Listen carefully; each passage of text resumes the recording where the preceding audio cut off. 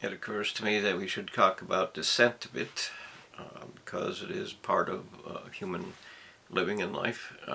In order for you to rise, you have to separate yourself from all the things that you want and all the things that you believe or fear or even obey, because the end result is freedom is required of you to participate in truth. You have to be free to participate in truth, because you have to make your own decision, and that means you have to be free to make your own decision. So the dissent is to close that door and demand that you are the judge of human life, or you are the judge of earth, or the judge of creatures, or whatever it is that you are assuming you are the judge of. You are not the judge. You are not allowed to be the judge. In real world terms, we are all equal, and you don't get to play God. Universities, of course, are bent upon the fantasy that they can be God. They're bent upon the fantasy that, or the delusion that they can play God. They're bent upon the imagination that chaos built them so they can do anything they want to without consequences. There is no truth to university. That's the basis of their belief, the basis of their religion. They get to play God. That's the foundation of it. Anyway, the purpose of creating a dissent is to enter into self. So you don't descend into the chaos of isolation unless you descend into just you, just self, just judgment. Because if you enter into I am the only one that matters, then I get to be the judge. If I'm the only one that matters, then anything here is what I can judge, because that is what judgment is. It is to say to the rest of the world, to say to any other living thing that, you are the only thing that's important. You are the superior one, and they don't matter. Not nearly as much as you do, so therefore you can do whatever you want to. If you call them worthless, then you can judge them, and that's where hate becomes violence. Once you have decided that they are worthless, then you can do with them whatever you want to, and that of course ends up with rape and pedophiles and all of the things that have proven to be that you chose personally. You chose to declare this person, this life, this living thing, this creation of God to be worthless to you. In other words, you've replaced God with yourself. And of course, you can't do that with truth. You have to do that with lies. And lies separate you from all the foundations of living, which are, part of love, which is happiness and value and truth and respect and all of that. You separate yourself from that.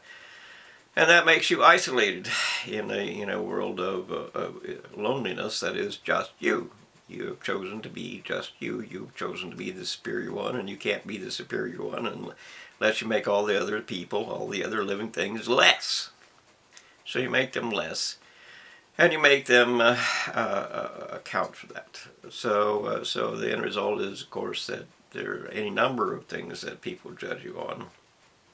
One of them is one of the main problems of male is that in puberty you find you have a new toy, and the new toy you experiment with that for a bit, and if you don't come out of that in a very short amount of time, the end result of it is that you think you want to experiment with it more, and so you end up using and abusing other people, or you judge them so that you can use them and abuse them, because if you don't judge them, then they have rights.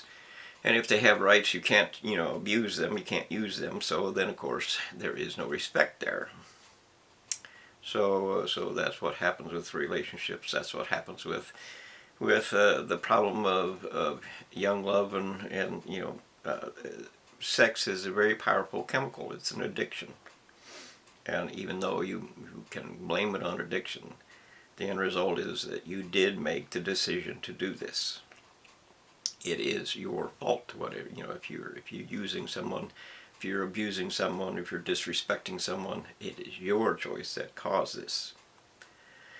And you have to accept that, because you are the only one that can change that. If you don't change that, then you fall down the well, so to speak, and you descend into more and more loneliness, and the whole thing becomes a tragedy. And the further down the hole into there is less and less and less of people to share with, there's less and less and less of people to care about, there's less and less of people that you respect or like respect or anything, and it ends without hope. And without hope means that you have to encounter the truth of hate.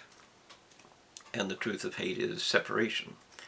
So you're going to separate yourselves from all that has value in life, and that means that you're participating in death, and that means that anything and everything that trying to survive means you have to eat something that is alive. And I don't mean eat, I mean take the life from someone that is alive.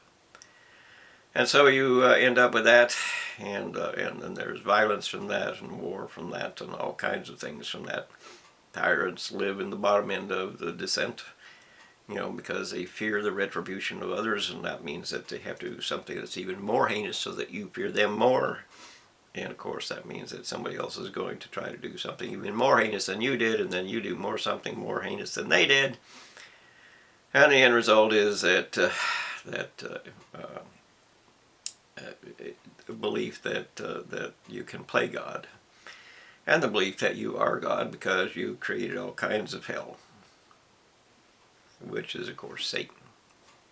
Your God is Satan, or the destruction of everything that has value. As is the university of today, where they're mutilating all of life and trying to ignite the entire earth on fire, and poisoning all the water and destroying everything that they could possibly destroy. The food supply, everything they can possibly destroy is being destroyed, because they've descended down into the hole of superiority, and they've created judgments against you because they're the superior one, and so on. So I'm not fond of discussing any portion or part of hate. I'm just going to leave it there. Try to fill in the blanks yourself.